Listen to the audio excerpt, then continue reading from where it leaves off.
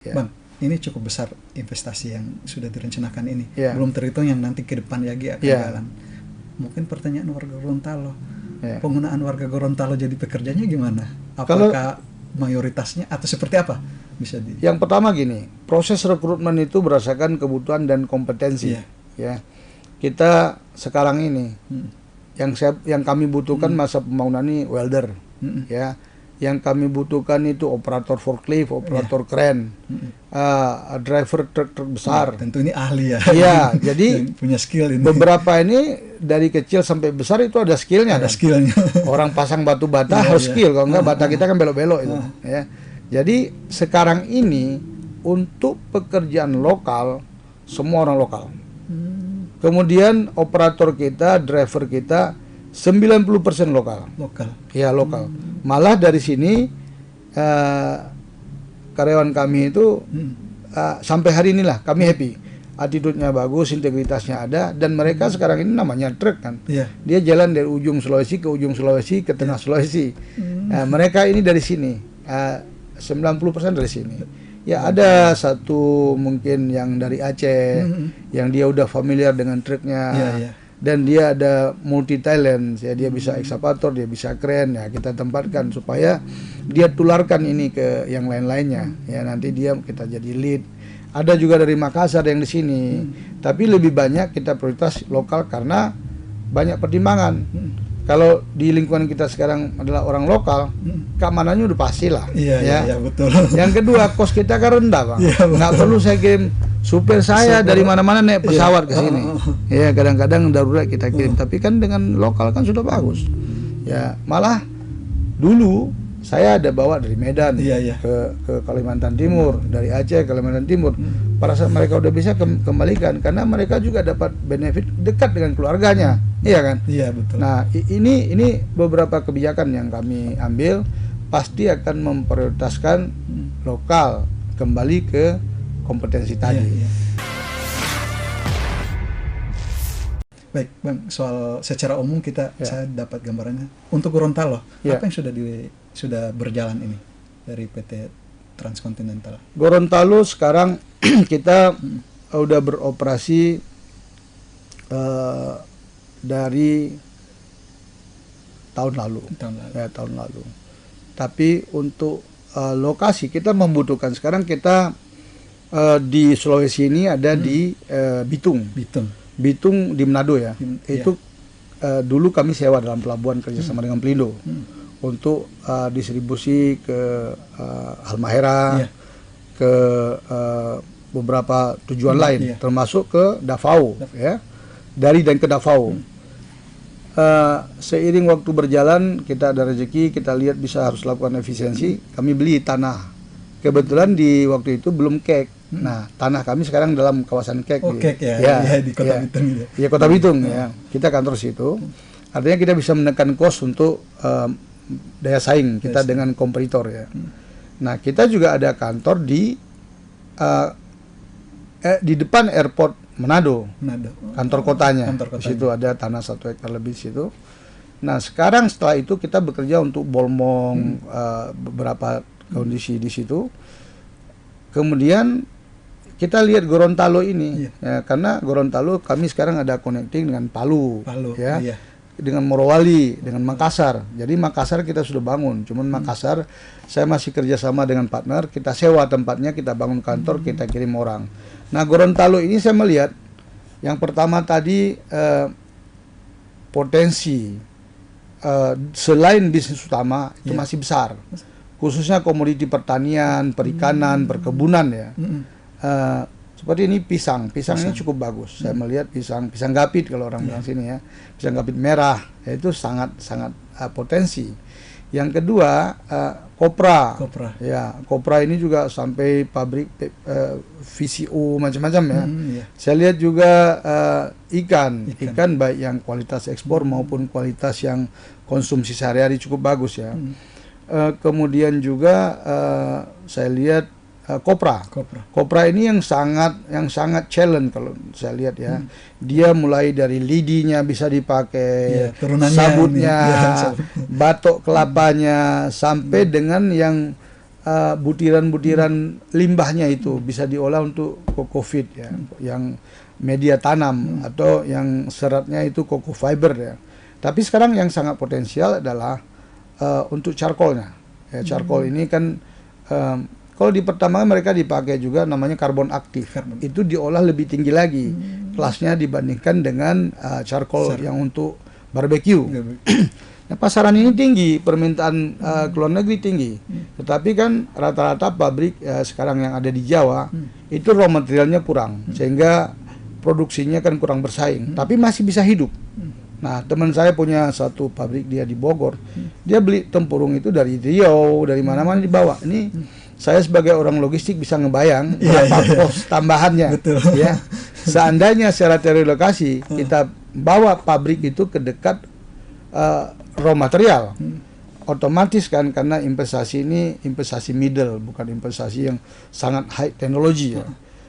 Itu salah satu potensi yang kami lihat di sini di samping bisnis utama.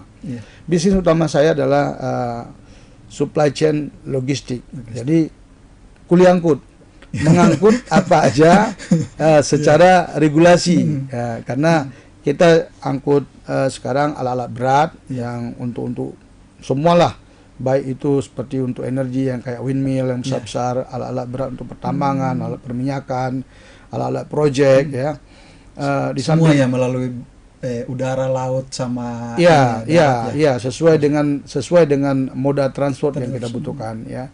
Di samping itu kami juga punya izin untuk mengangkut bahan B3 ya, bahan B3 artinya seperti chemical ya. Kemudian juga kita punya izin untuk mengangkut bahan peledak untuk komersil ya, komersil. Dan ini lengkap ya izin. Ya, izin kita bisa satu umbrella ya.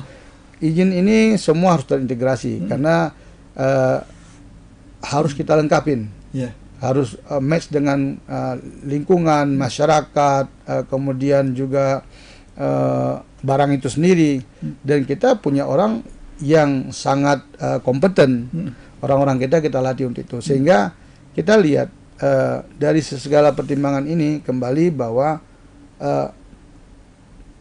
hub distribution itu kita perlukan supaya mudah kita kelola.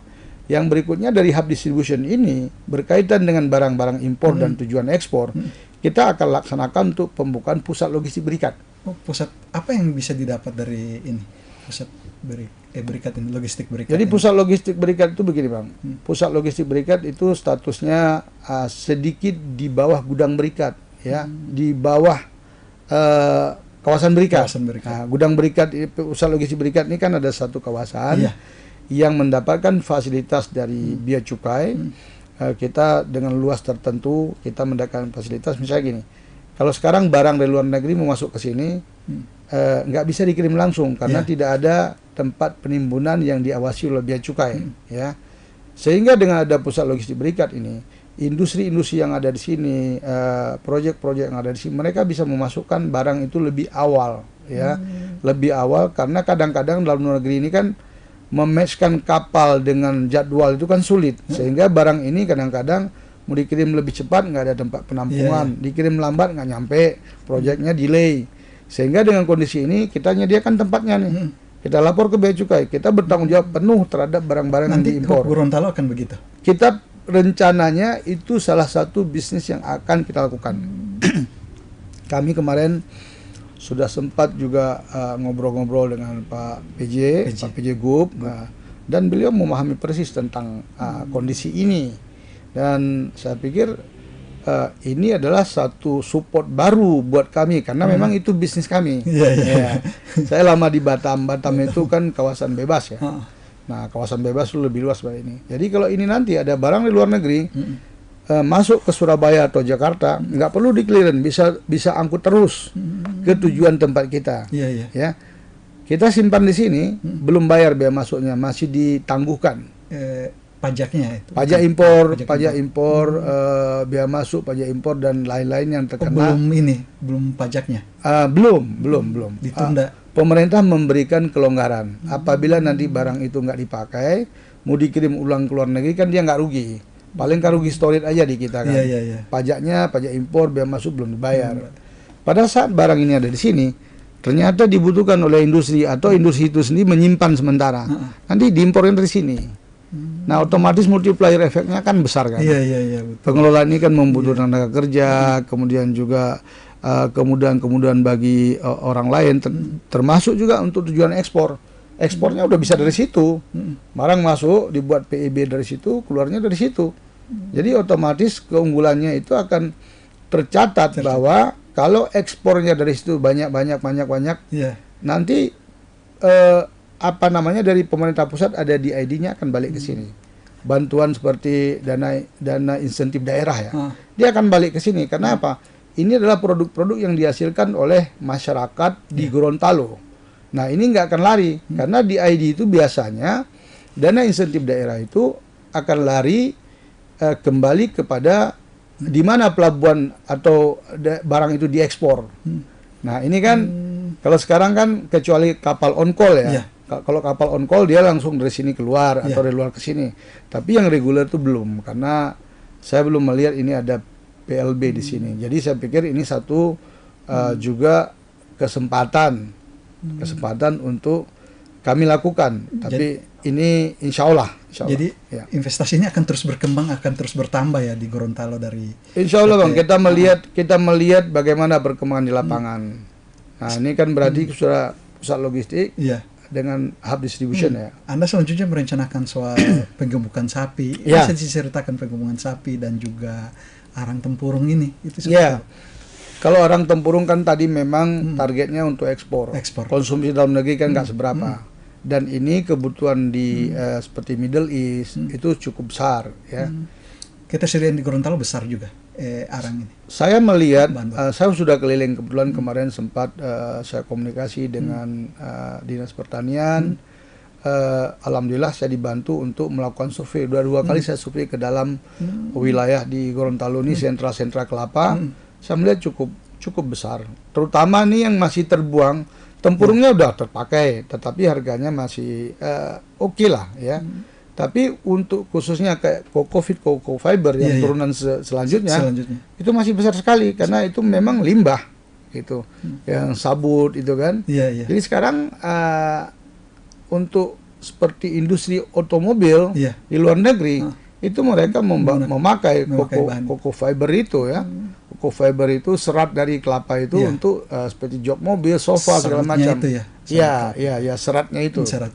Dan saya pikir itu peluang yang bagus ya untuk kalau sekali ngolahnya. Otomatis ini kan akan menyerap saya pikir banyak tenaga kerja lokal lah karena ini nggak terlalu high tech ya. Dan selanjutnya yang rencana penggemukan sapi ini Pemprov sudah mengajukan ini.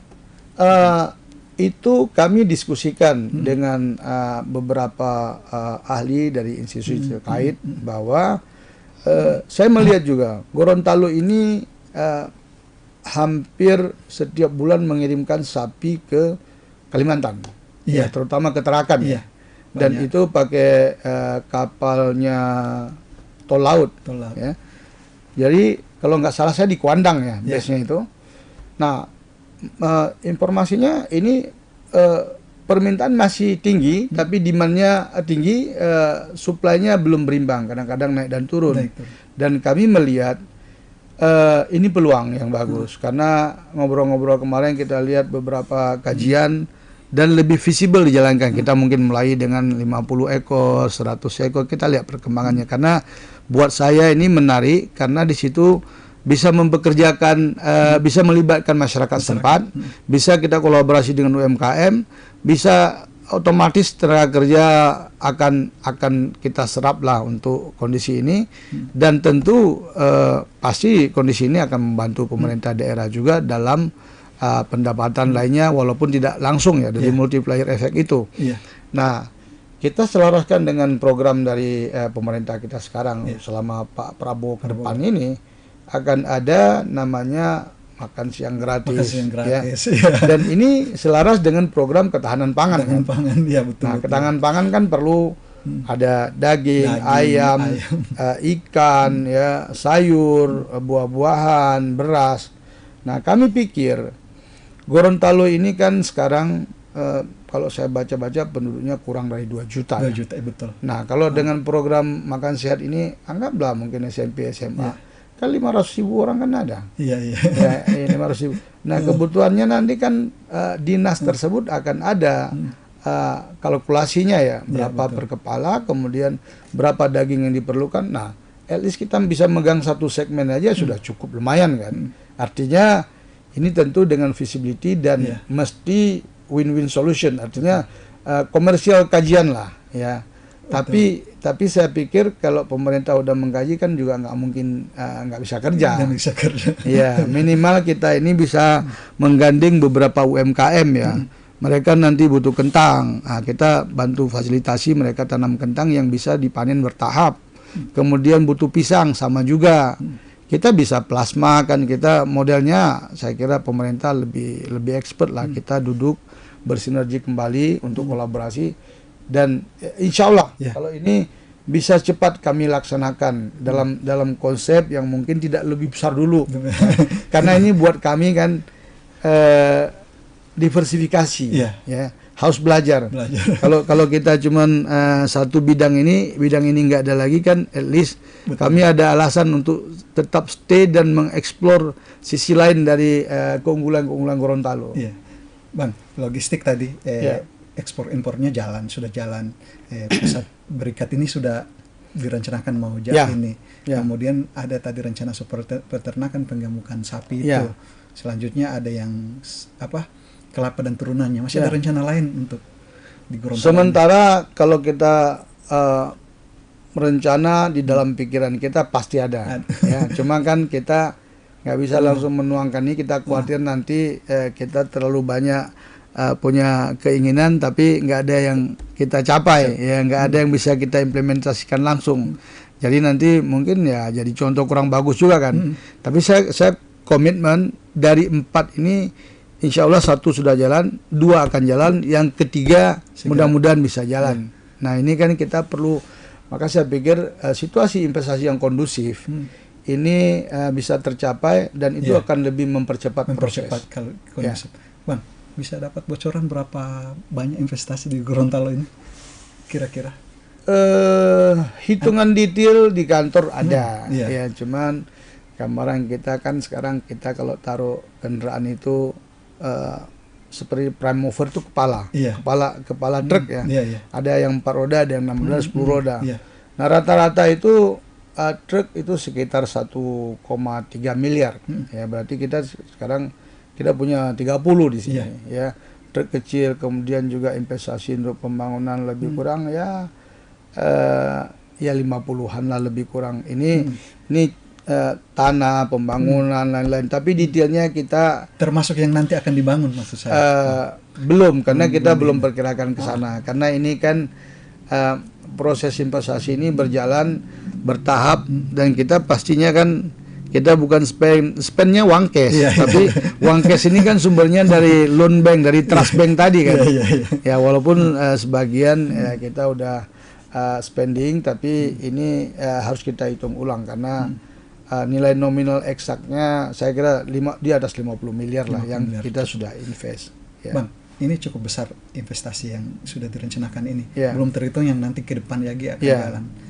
Mungkin pertanyaan warga Gorontalo. Penggunaan warga Gorontalo jadi pekerjanya gimana? Apakah mayoritasnya atau seperti apa? Bisa Yang pertama gini, proses rekrutmen itu berdasarkan kebutuhan dan kompetensi. Ya, kita sekarang ini yang kami butuhkan masa pembangunan ini welder, ya. Yang kami butuhkan itu operator forklift, operator kren, driver truk besar. Tentu ini ahli ya. Iya, jadi punya skill ini. Beberapa ini dari kecil sampai besar itu ada skillnya. Ada skillnya. Orang pasang batu bata harus skill, kalau enggak bata kita kan belok-belok itu. Ya. Jadi sekarang ini untuk pekerjaan lokal semua orang lokal. Kemudian operator kita, driver kita 90% lokal. Ya lokal. Malah dari sini karyawan kami itu sampai hari inilah kami happy. Attitude-nya bagus, integritasnya ada, dan mereka sekarang ini namanya truk kan. Dia jalan dari ujung Sulawesi ke ujung Sulawesi ke tengah Sulawesi. Mereka ini dari sini. 90% dari sini. Ya ada satu mungkin yang dari Aceh yang dia udah familiar dengan truknya. dan dia ada multi talent ya, dia bisa ekskavator, dia bisa keren ya, kita tempatkan supaya dia tularkan ini ke yang lain-lainnya ya, nanti dia kita jadi lead. Ada juga dari Makassar yang di sini, tapi lebih banyak kita prioritas lokal karena banyak pertimbangan. Kalau di lingkungan kita sekarang adalah orang lokal, keamanannya udah pasti lah. Iya, betul. Yang kedua, kos kita kan rendah, Bang. Nggak perlu saya kirim supir saya dari mana-mana naik pesawat ke sini. Ya, kadang-kadang darurat kita kirim. Tapi kan dengan lokal kan sudah bagus. Ya, malah dulu saya ada bawa dari Medan ke Kalimantan Timur, dari Aceh ke Kalimantan Timur. Pada saat mereka udah bisa kembalikan, karena mereka juga dapat benefit dekat dengan keluarganya, iya kan? Iya, betul. Nah, ini beberapa kebijakan yang kami ambil, pasti akan memprioritaskan lokal kembali ke kompetensi tadi. Berarti sebetulnya banyak dampak ini ke warga Gorontalo, investasi banyak menggunakan juga buka lapangan kerja untuk warga Gorontalo. Selanjutnya apa harapan diresmikannya HUB di Gorontalo ke depan? Harapan kami pasti ini kami baru mulai. Jadi harapan kami ke depan yang pertama support dari pemerintah dan masyarakat pasti. Karena tanpa itu sekuat apapun kita nggak bisa. Nggak ada centeng pemerintah, nggak bisa. Kalau 100% pas, saya pikir nggak mungkin juga, karena operasional itu identik dengan apa namanya tantangan ya. Nah, kita juga butuh bimbingan daripada institusi pemerintah. Saya pikir dalam pembangunan itu lima hal yang mesti terlibat baik ya. Kalau saya pelajari itu apa namanya sistem konsep pentahelik ya. Konsep pentahelik itu kan di situ lalu melibatkan yang pertama pemerintah sebagai katalisator ya. Betul. Buat regulasi yang mendukung dengan rule tertentu supaya nggak konflik di tingkat daerah, nggak konflik ke pusat, ya kan? Yang kedua tentu peran dunia swasta ini. Dunia swasta ini kan biarpun punya uang, tapi kalau nggak dapat rujukan dari pemerintah nggak bisa juga. Yang ketiga masyarakat ini, masyarakat kan mesti dilibatkan ya.